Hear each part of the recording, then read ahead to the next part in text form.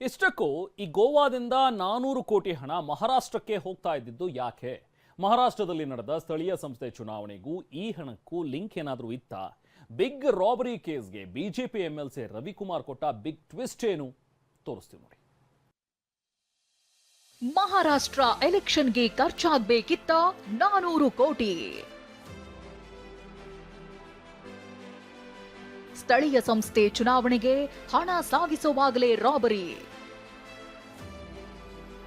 ಒಂದಲ್ಲ ಎರಡಲ್ಲ, ಬರೋಬ್ಬರಿ 400 ಕೋಟಿ ರೂಪಾಯಿ ಹಣ ಮಂಗಮಾಯವಾಗಿದೆ. ಇಡೀ ದೇಶವೇ ಅಚ್ಚರಿಯಿಂದ ನೋಡ್ತಿದೆ. 5 ರಾಜ್ಯಗಳ ಪೊಲೀಸರಿಗೂ ತಲೆಯಲ್ಲಿ ಹುಳ ಬಿಟ್ಟಂಗಾಗಿದೆ.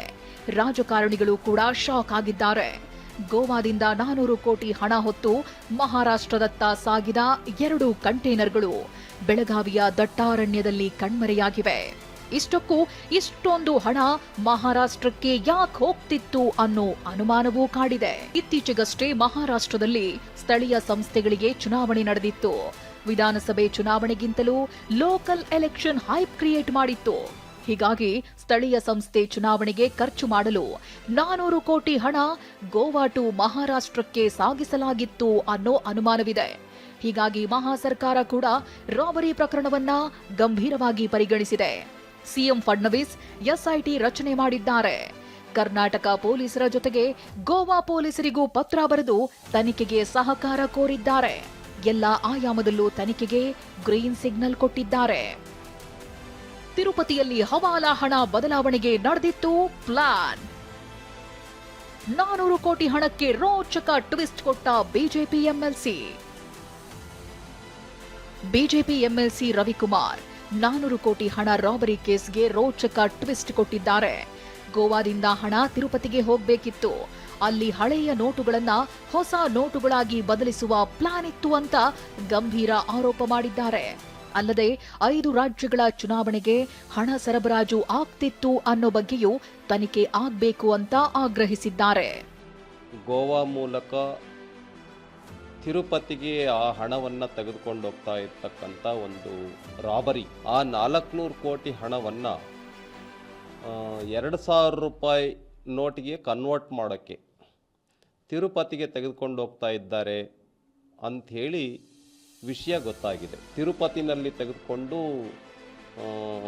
ಬದಲಾವಣೆ ಮಾಡಿಕೊಂಡು ಈ ಹಣವನ್ನು ಮನೆಯಲ್ಲಿ ಇಟ್ಕೊಳ್ಬೇಕು ಅಂತ ಒಂದು ತಂತ್ರವನ್ನು ಮಾಡಿದ್ರ ಅಥವಾ ಇದರೊಳಗಡೆ ಇನ್ನೇನು ಷಡ್ಯಂತ್ರ ಇದೆ, ಇದೆಲ್ಲವೂ ಕೂಡ ತನಿಖೆಯ ಮುಖಾಂತರನೇ ಗೊತ್ತಾಗಬೇಕಾಗಿದೆ.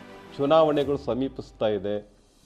ಬೇರೆ ಬೇರೆ ರಾಜ್ಯಗಳದು, ವೆಸ್ಟ್ ಬೆಂಗಾಲು, ತಮಿಳುನಾಡು, ಆಮೇಲೆ ಅಸ್ಸಾಂ, ಇವೆಲ್ಲ ಕೇರಳ, ಪಾಂಡಿಚೇರಿ, ಈ 5 ರಾಜ್ಯಗಳ ಚುನಾವಣೆ ಇದೆ. ಇದರೊಳಗಡೆ ಏನಾದ್ರು ವಿಷಯ ಇದೆಯಾ? ಈ ಎಲ್ಲ ವಿಷಯಗಳು ಕೂಡ ಹೊರಗಡೆ ಬರಬೇಕಾಗಿದೆ ಅಂತ. ಇನ್ನು ಕಾಂಗ್ರೆಸ್ ನಾಯಕರು ಇಷ್ಟೊಂದು ಹಣ ಯಾರದ್ದು ಅಂತ ಪ್ರಶ್ನಿಸಿದ್ದಾರೆ. ನಾ ಕಾವುಂಗಾ ನಾ ಖಾನೆ ದೂಂಗಾ, ಎಲ್ಲಿ ಹೋಯ್ತು ಅಂತ ಸಚಿವ ಪ್ರಿಯಾಂಕ್ ಖರ್ಗೆ ಮೋದಿಗೆ ತಿವಿದ್ರೆ ಸಚಿವ ಎಂಬಿ ಪಾಟೀಲ್ ತನಿಖೆಗೆ ಆಗ್ರಹಿಸಿದ್ದಾರೆ. ಮತ್ತೆ ಡಿಮಾನಿಟೈಸೇಷನ್ ಏನಾಯ್ತು? ಮೋದಿ ಅವ್ರದ್ದು ನಾ ಖಾವುಂಗಾ ನಾ ಖಾನೆ ದೂಂಗಾ ಏನಾಯ್ತು?